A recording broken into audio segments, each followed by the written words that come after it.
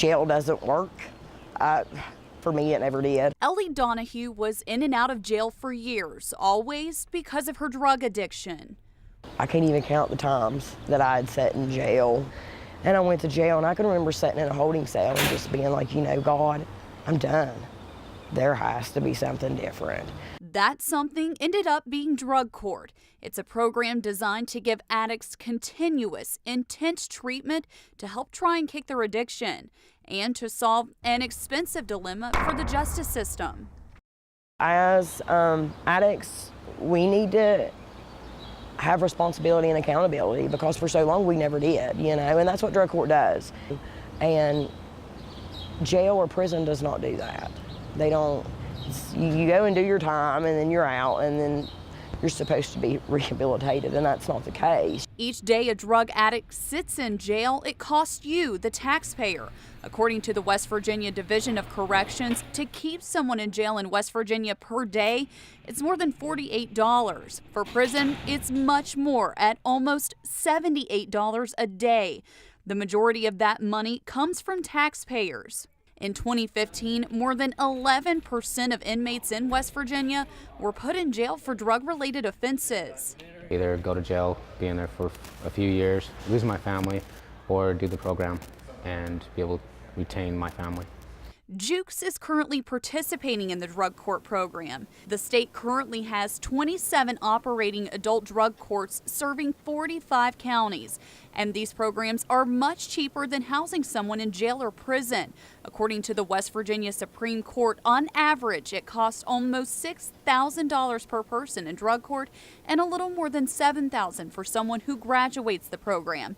The odds of someone relapsing once they complete that program, less than 10%. For someone in jail, it's 6 times that, almost 60%. When you're in drug court, you're active the entire time. You are working on your cognitive skills. Why do you think the way you think? You know, and if you think like a criminal, we're working on changing the way you think. We're working on giving you the skills necessary to avoid that addiction. You know, coping skills. We're trying to make sure that you get an education so you can get a job. So, and you need to have all those things before you can complete our program. To get out of prison, you just got to finish your time. Drug courts do work. I've seen it personally. They're cost effective. Drug courts, I've seen on numerous occasions, families reunited. I've seen people who thought they couldn't even obtain a GED, go on and take college courses. Only certain people are accepted into the program. They have to have been charged with, pleaded guilty to, or been found guilty of a drug-related crime. Anyone with a violent record or any sex charges is not accepted. Once they're in, they must meet certain requirements. The program is typically a year, but for some can last longer. For Ellie, it took 3 years to complete. Her recovery process has now come full circle. She helps others who are fighting a battle with addiction every day as a project coordinator for a prevention coalition in Lincoln County. She says she owes a lot of her success to Drug Court.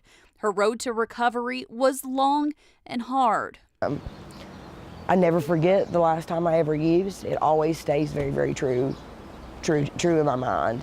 And every day is a struggle to stay clean. But she says her battle with addiction is a fight that she ultimately won. You know, do I miss that lifestyle? Absolutely not. My worst day sober is better than my best day high.